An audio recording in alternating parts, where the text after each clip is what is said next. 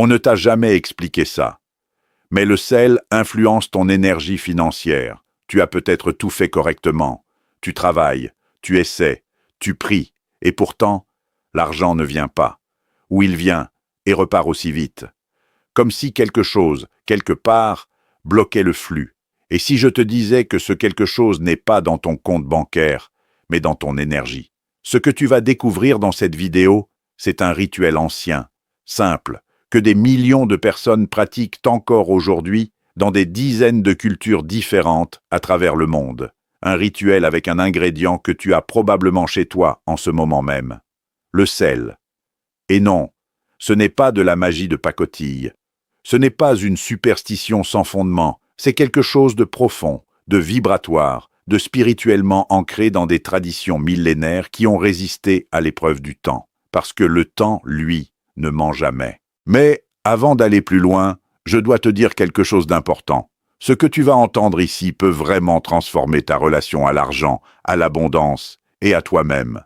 Alors abonne-toi maintenant à cette chaîne, parce que chaque vidéo que je publie est pensée pour t'élever, pour t'ouvrir les yeux et pour t'aider à avancer sur un chemin que peu de gens osent emprunter. Abonne-toi, active la cloche et reste avec moi jusqu'à la fin, parce que le twist que je vais te révéler dans quelques minutes va te surprendre profondément. Laisse-moi te raconter quelque chose. Imagine une femme, appelons-la Aïcha. Aïcha travaille depuis des années. Elle se lève tôt, elle se couche tard. Elle fait tout ce qu'on lui a dit de faire. Économiser, investir, prier, donner. Elle a lu les livres sur la richesse. Elle a écouté les podcasts. Elle a regardé les vidéos de motivation. Et pourtant, chaque mois, il y a toujours quelque chose. Une facture inattendue. Une opportunité qui s'effondre au dernier moment. Un projet qui ne décolle jamais vraiment. Et Aïcha se pose la même question encore et encore, la nuit, dans le silence de sa chambre. Pourquoi moi? Pourquoi pas moi? Est-ce que tu te reconnais dans Aïcha? Parce que si c'est le cas, ce que je vais te dire maintenant va peut-être changer quelque chose en toi. Pas demain, maintenant. L'argent n'est pas juste un chiffre sur un écran. L'argent est une énergie. Et comme toute énergie, il obéit à des lois. Des lois que l'on enseigne rarement à l'école. Des lois que les anciens, eux, connaissaient parfaitement. Dans presque toutes les grandes traditions spirituelles du monde, il y a une croyance fondamentale, que l'être humain est constamment entouré d'énergies visibles et invisibles, et que certaines de ces énergies peuvent bloquer, ralentir, ou au contraire amplifier ce qui vient à lui. L'abondance financière ne fait pas exception, elle circule, elle vibre, et elle réagit à ton état intérieur, à ton environnement, et aux pratiques que tu adoptes ou non. Le sel. Depuis des millénaires, le sel est considéré comme l'un des éléments les plus puissants de purification énergétique sur Terre. Ce n'est pas une coïncidence. Dans l'Antiquité égyptienne, le sel était utilisé dans les rites funéraires pour purifier les corps et les âmes. Dans la tradition japonaise, le sel est répandu devant les entrées des maisons et des commerces pour repousser les énergies négatives. Dans le feng shui chinois, le sel est utilisé comme absorbeur d'énergie stagnante et toxique. Dans certaines traditions africaines et caribéennes, le sel joue un rôle central dans les rituels de protection et d'attraction de la prospérité. Dans la Bible elle-même, dans le livre de Lévitique, il est dit que toute offrande doit être accompagnée de sel, symbole d'alliance et de purification divine. Et dans la Rome antique, les soldats étaient partiellement payés en sel. C'est de là que vient le mot « salaire ». Tu vois, le sel et l'argent sont liés depuis des millénaires dans la conscience humaine. Ce n'est pas un hasard, c'est une mémoire collective, une sagesse encodée dans nos cultures, dans nos langues, dans nos rituels. Et cette sagesse nous dit quelque chose d'essentiel, que la prospérité commence par la purification. Maintenant, laisse-moi t'expliquer ce que peu de gens comprennent vraiment. Le problème de la plupart des gens qui cherchent à changer leur situation financière, c'est qu'ils cherchent à changer les chiffres sans changer l'énergie. Ils cherchent de nouvelles stratégies sans nettoyer les anciennes blessures. Ils courent après l'argent sans réaliser qu'ils émettent inconsciemment une fréquence vibratoire de manque, de peur, de doute. Et cette fréquence, elle attire exactement ce qu'elle projette. Plus de manque, plus de peur, plus de doute. C'est là que le rituel du sel entre en jeu. Ce rituel n'est pas là pour remplacer l'action. Entends-moi bien. Le rituel ne remplace pas le travail. Il ne remplace pas la discipline. Il ne remplace pas les décisions financières intelligentes. Mais il prépare le terrain énergétique dans lequel ces actions vont s'ancrer. Imagine que tu veuilles planter des graines. Tu peux avoir les meilleures graines du monde. Si la terre est empoisonnée, les graines ne pousseront pas. Le rituel du sel, c'est la préparation de cette terre. C'est le nettoyage de l'espace intérieur et extérieur dans lequel l'abondance va pouvoir germer. Voici maintenant comment ce rituel fonctionne dans ses formes les plus puissantes. Et je vais te partager plusieurs versions, des plus simples aux plus profondes, pour que tu puisses choisir celle qui résonne avec toi. La première forme est la purification de l'espace physique. Dans de nombreuses traditions, il est dit que ton espace de vie reflète et amplifie ton état intérieur. Un espace chargé d'énergie négative, de conflits passés, de mémoires douloureuses, va continuer à émettre ses fréquences basses autour de toi. Le sel de mer brut, non raffiné, est considéré comme l'un des plus puissants absorbeurs d'énergie négative qui existent. Voici ce que tu fais. Tu prends du sel de mer brut. Tu le places dans de petits récipients ouverts dans les coins de chaque pièce de ta maison et particulièrement dans ton espace de travail, là où tu génères ou gères tes finances. Tu laisses le sel agir pendant un minimum de 24 à 48 heures. Puis tu le jettes dehors, jamais dans l'évier de ta maison, toujours à l'extérieur, en visualisant que tu emportes avec lui toutes les énergies stagnantes, les blocages, les peurs. Tu répètes ce rituel chaque nouvelle lune. Pourquoi la nouvelle lune? Parce que la nouvelle lune est, dans de nombreuses traditions, le moment de recommencement, de plantation, d'intention nouvelle. C'est le moment où l'énergie est la plus réceptive à ce que tu souhaites créer. La deuxième forme est le bain de sel. Ton corps absorbe les énergies de ton environnement. Chaque interaction difficile, chaque pensée de doute, chaque moment de stress laisse une empreinte énergétique sur ton champ vibratoire. Le bain de sel est l'un des moyens les plus anciens et les plus efficaces de nettoyer cette empreinte. Tu prends un bain chaud. Tu y dissolves du gros sel de mer, idéalement du sel de l'Himalaya, considéré comme l'un des sels les plus purs et les plus chargés en minéraux énergétiques. 2 à 3 grosses poignées suffisent. Tu t'immerges pendant au moins 20 minutes. Et pendant ce temps, tu ne penses pas à tes problèmes. Tu visualises. Tu te vois entouré d'abondance. Tu te vois recevant, donnant, circulant librement dans un flux de prospérité. Tu ressens la gratitude pour ce qui vient avant même que cela n'arrive. C'est le secret que peu de personnes comprennent. La gratitude anticipée est l'une des fréquences vibratoires les plus puissantes qui soient. La troisième forme est le rituel du sel et de l'intention financière. Celui-ci est plus direct, plus ciblé sur l'attraction de la prospérité. Tu as besoin de sel, d'une feuille de papier, d'un stylo et d'une bougie, verte de préférence parce que le vert est, dans de nombreuses traditions, la couleur de la croissance, de la prospérité, de la vie. Tu allumes la bougie. Tu prends le temps de respirer profondément, 3 fois, lentement. Tu écris sur la feuille de papier ton intention financière précise, pas un vague souhait, une intention claire, concrète, datée. Par exemple, tu écris que tu reçois telle somme d'argent d'ici telle date, que cette somme te sert à accomplir tel projet, que tu es prête à la recevoir et à en être le gardien responsable. Ensuite, tu plies la feuille, tu la places dans un bol. Tu verses du sel par-dessus en disant à voix haute, ou en pensée si tu es pudique, que tu libères tout obstacle invisible entre toi et cette abondance, que tu ouvres ton cœur à la prospérité qui cherche à te rejoindre, que tu es prêt. Tu laisses la bougie brûler complètement et tu lâches. Tu lâches le résultat. Tu fais confiance au processus. Et c'est là que beaucoup de gens échouent.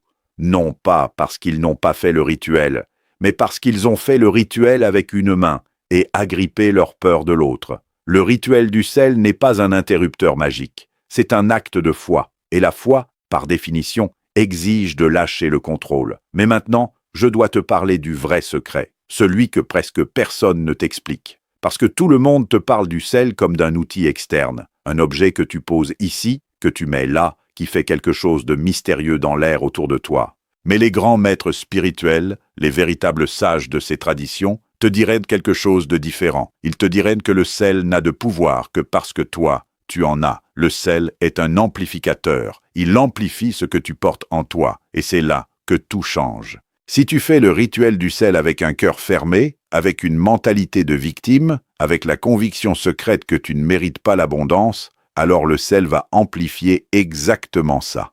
La fermeture, la victimisation, la conviction du manque. Mais si tu fais ce rituel avec un cœur ouvert, avec une intention claire, avec une foi sincère, avec la conviction que tu es un être de valeur, digne de recevoir, capable de créer et de contribuer, alors le sel va amplifier ça. L'ouverture, l'intention, la foi, la valeur. Et c'est là que les choses commencent à bouger dans ta vie. Ce n'est pas le sel qui change ta vie, c'est toi. Le sel est le miroir de ton état intérieur. Il te force à te positionner clairement, à choisir consciemment quelle énergie tu veux cultiver. Et dans cette clarté, dans cet acte de choix conscient, réside tout le pouvoir du rituel. Maintenant, voilà le twist. Et je te préviens, ça va peut-être te déranger un peu. La vraie barrière à ton abondance financière, ce n'est pas la malchance. Ce n'est pas quelqu'un qui t'a envoyé de mauvaises énergies. Ce n'est pas une étoile mal placée à ta naissance. C'est toi. C'est la relation que tu as développée avec l'argent depuis ton enfance. Les croyances que tu as absorbées de ta famille, de ta culture, de tes expériences. Les messages que tu as entendus des centaines de fois. L'argent ne pousse pas dans les arbres. Les riches sont des voleurs. Nous ne sommes pas faits pour être riches. L'argent corrompt. Demander de l'argent, c'est être avide. Ces messages, tu les as peut-être entendus tellement souvent qu'ils sont devenus ta vérité intérieure.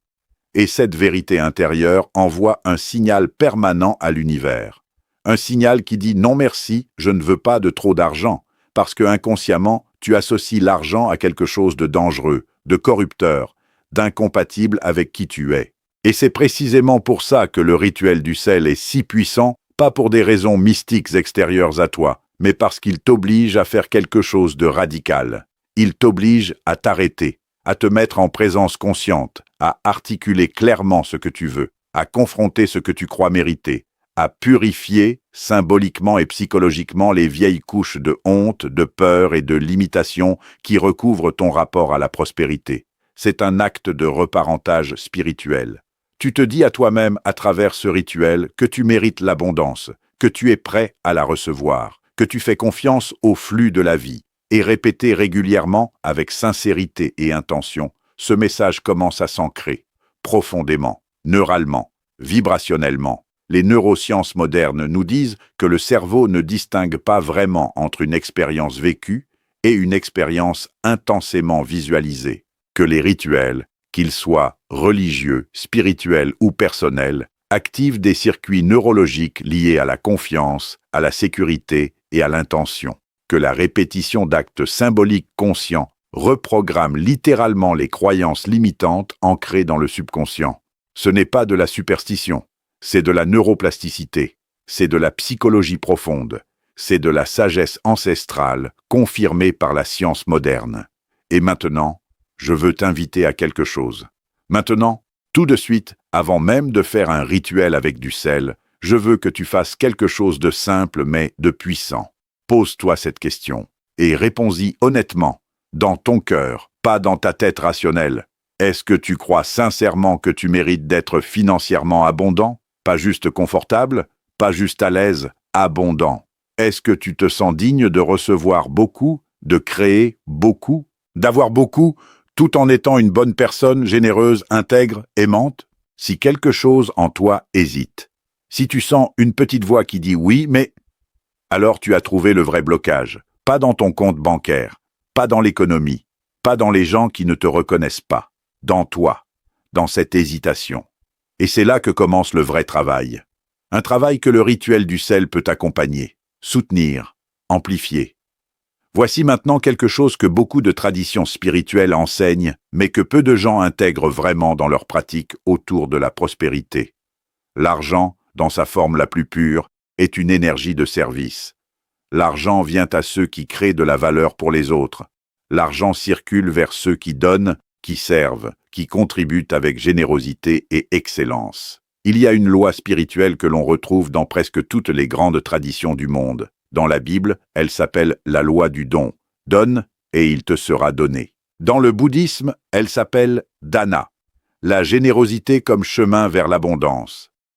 Dans le feng shui, elle s'appelle la circulation, car l'énergie qui ne circule pas stagne et se corrompt. Dans la loi de l'attraction, elle s'appelle l'alignement, car on attire ce qu'on rayonne. Alors si tu veux transformer ton énergie financière, commence par te demander « Comment est-ce que je sers ? Comment est-ce que je contribue ? Comment est-ce que je crée de la valeur dans la vie des autres ? Et est-ce que je le fais avec générosité, avec excellence, avec amour ? Parce que c'est de là que vient la vraie abondance. Et le rituel du sel, dans cette perspective, n'est pas une demande magique adressée à l'univers pour recevoir sans rien donner. C'est une purification de tes obstacles intérieurs pour que tu puisses mieux servir, pour que tu puisses mieux donner, pour que tu puisses mieux circuler dans le flux naturel de la prospérité. Je veux aussi te parler d'une pratique complémentaire que beaucoup de personnes qui utilisent le rituel du sel combinent avec lui et qui en décuple l'efficacité. C'est la pratique de la gratitude active. Pas la gratitude passive, celle où tu penses vaguement que tu devrais être reconnaissant parce qu'on te l'a dit. La gratitude active, celle où, chaque matin, avant de te lever, tu identifies 3 choses concrètes dans ta vie actuelle qui témoignent déjà d'une forme d'abondance. Peut-être que tu as un toit, peut-être que tu as à manger, peut-être que tu as une famille, peut-être que tu as une idée, un talent, une opportunité qui attend d'être saisie. Et tu ressens cette gratitude, pas juste dans ta tête, dans ton corps, dans ta poitrine, comme une chaleur, comme une lumière, parce que la gratitude est la fréquence vibratoire de l'abondance déjà reçue. Et quand tu émets cette fréquence, tu attires plus de ce pourquoi tu es reconnaissant. C'est une loi, pas une suggestion, une loi. Maintenant, je vais te donner quelque chose de très concret. Un protocole de 7 jours que tu peux commencer dès demain matin pour commencer à transformer ton énergie financière avec le sel. 7 jours. Un rituel différent chaque jour. Progressif. Profond. Le premier jour est consacré à la purification de l'espace. Ce jour-là, tu nettoies physiquement ton espace de vie, pas juste en surface, en profondeur. Tu ranges. Tu élimines ce dont tu n'as plus besoin. Les vieux papiers, les objets cassés, les choses qui te rappellent des mémoires douloureuses. Et tu places du sel de mer dans les coins de chaque pièce. Tu fais cela avec intention, avec conscience, en disant intérieurement que tu libères tout ce qui ne te sert plus, que tu ouvres l'espace à ce qui vient. Le deuxième jour est consacré à la purification du corps. Ce soir-là, tu prends ton bain de sel, 21 minutes minimum, eau chaude, 2 poignées de sel de mer, et pendant que tu trempes, tu ne scrolles pas ton téléphone, tu ne penses pas à tes factures, tu visualises, tu te vois prospère, tu ressens la joie de cette prospérité dans chaque cellule de ton corps. Le troisième jour est consacré à l'intention écrite. Tu sors une feuille de papier et tu écris ton intention financière. Pas tes peurs, pas tes doutes, ton intention. Ce que tu veux créer, ce que tu veux recevoir, pourquoi tu le veux, comment tu vas l'utiliser pour servir et contribuer. Tu écris en détail et tu saupoudres légèrement du sel sur la feuille avant de la plier et de la placer dans un endroit sacré pour toi. Le quatrième jour est consacré au don. Ce jour-là, tu donnes quelque chose, de l'argent, même une petite somme, à quelqu'un dans le besoin, ou du temps, ou un service. Tu donnes avec joie, pas avec obligation, avec la conviction que ce geste active en toi le circuit de la circulation et de l'abondance. Le 5e jour est consacré à la gratitude profonde. Tu passes au moins 30 minutes, seul, en silence, à écrire toutes les formes d'abondance déjà présentes dans ta vie. Tu vas plus loin que d'habitude. Tu cherches dans les petites choses, dans les détails, dans les moments où tu as reçu sans demander, dans les portes qui se sont ouvertes, dans les personnes qui t'ont soutenu, et tu ressens cette gratitude, profondément, sincèrement. Le 6e jour est consacré à l'affirmation. Devant un miroir, les yeux dans les yeux avec toi-même, tu répètes ces mots à voix haute. Tu peux les adapter à ta foi, à ta spiritualité, à tes croyances. L'essentiel, c'est la sincérité avec laquelle tu les prononces. Tu dis que tu es un être de valeur, que tu mérites l'abondance, que tu es ouvert à recevoir, que tu sers avec excellence, que la prospérité circule librement dans ta vie, que tu es prêt. Tu le dis 3 fois, avec conviction, avec présence. Même si une partie de toi résiste, dis-le quand même, car la parole a une puissance propre, vibratoire, réelle. Le 7e jour est consacré à la libération. Ce dernier jour, tu reprends la feuille d'intention que tu as écrite au 3e jour. Tu la relis, tu la ressens encore une fois, et puis tu la brûles, si tu peux le faire en sécurité, ou tu la déchires et tu la jettes à l'extérieur de chez toi. Ce geste symbolise la libération. Tu confies ton intention à l'univers. Tu lâches le résultat. Tu fais confiance au processus. Et tu continues à avancer, à agir, à servir, à donner, à créer. Ces 7 jours ne vont pas transformer ta situation financière du jour au lendemain. Ne te berce pas d'illusions. Mais ils vont commencer à transformer quelque chose de beaucoup plus important. Ton état intérieur, ta relation à l'abondance, tes croyances sur ce que tu mérites et sur ce qui est possible pour toi. Et c'est de là que vient tout le reste. Parce que la vraie richesse n'est pas un chiffre sur un compte.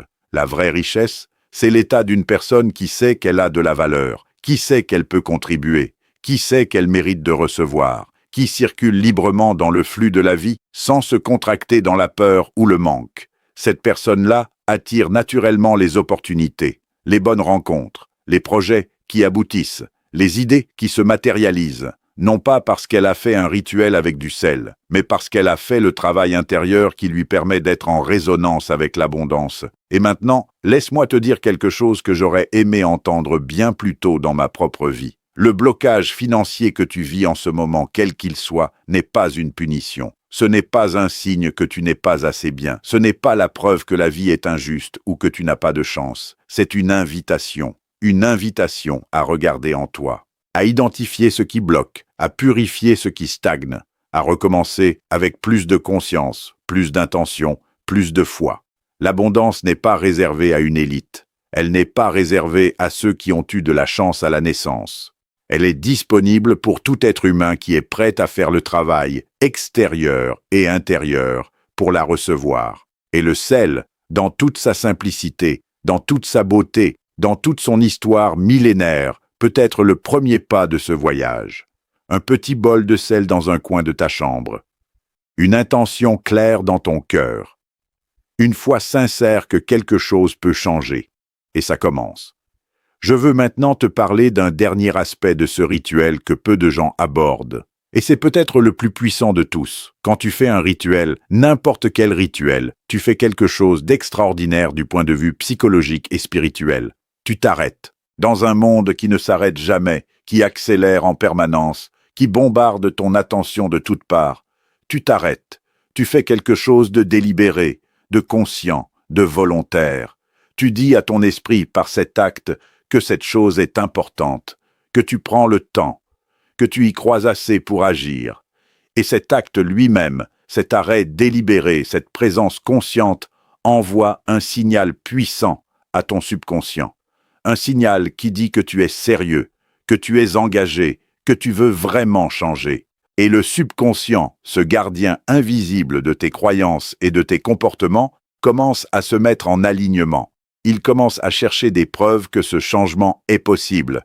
Il commence à voir des opportunités là où auparavant il ne voyait que des obstacles. Il commence à orienter ton énergie, ton attention et tes actions vers ce que tu veux créer.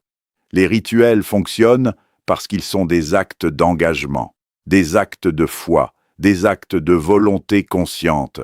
Et la volonté consciente dans un être humain éveillé est l'une des forces les plus puissantes qui existent dans cet univers. Alors voilà ce que je veux que tu retiennes de cette vidéo. L'argent est une énergie. Les blocages financiers ont souvent des racines énergétiques et psychologiques profondes. Le sel est un outil ancestral de purification et d'amplification que des dizaines de cultures utilisent depuis des millénaires. Le rituel du sel n'est pas une solution magique extérieure. C'est un support pour le travail intérieur que toi seul peux faire.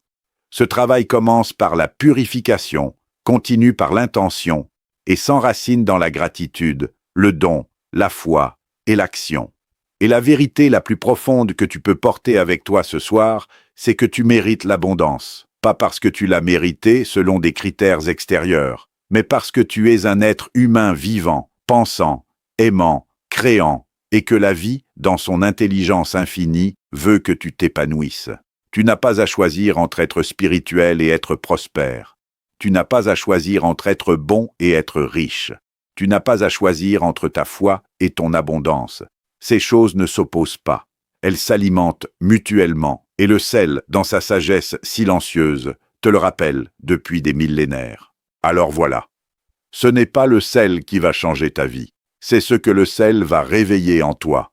La conscience, l'intention, la foi, la volonté. Et quand ces 4 forces s'alignent dans un être humain, rien ne peut lui résister.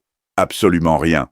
Tu es venu dans cette vidéo peut-être par curiosité, peut-être par désespoir, peut-être par hasard, si tant est que le hasard existe. Mais quelle qu'en soit la raison, une seule chose est certaine. Tu es là, maintenant. Et quelque chose en toi a cherché cette réponse. Ce n'est pas pour rien. Écoute ce quelque chose. Il sait. Si cette vidéo t'a touché, si elle a résonné avec quelque chose de profond en toi, je t'invite à faire 3 choses simples maintenant. Abonne-toi à cette chaîne, parce que chaque semaine je partage des enseignements qui peuvent transformer ta vie spirituellement, émotionnellement et concrètement. Mets un j'aime à cette vidéo. Ce petit geste, il compte. Il dit à l'algorithme que ce contenu mérite d'être vu par plus de personnes. Et peut-être que ta main qui clique sur ce bouton aidera quelqu'un d'autre qui en a besoin à trouver cette vidéo au bon moment. Et enfin, laisse un commentaire. Dis-moi ce que tu retiens de cette vidéo. Dis-moi si tu vas essayer le rituel du sel. Dis-moi quelle phrase t'a le plus touché. Parce que ta réponse m'aide à créer du contenu encore plus puissant pour toi. Et souviens-toi de ceci, avant de partir. Le sel ne connaît pas le doute. Le sel ne connaît pas la peur. Le sel n'a pas de croyances limitantes. Depuis des millénaires, il fait simplement ce pourquoi il est là. Purifier, protéger, préparer le terrain. Sois comme le sel, sois pur dans ton intention, sois clair dans ton but, et prépare ton terrain intérieur à recevoir ce qui vient, parce que ça vient, mais seulement quand tu es prêt. L'abondance ne cherche pas les méritants, elle cherche les réceptifs. Deviens réceptif, dès ce soir, avec un simple bol de sel, et regarde ce qui commence à changer.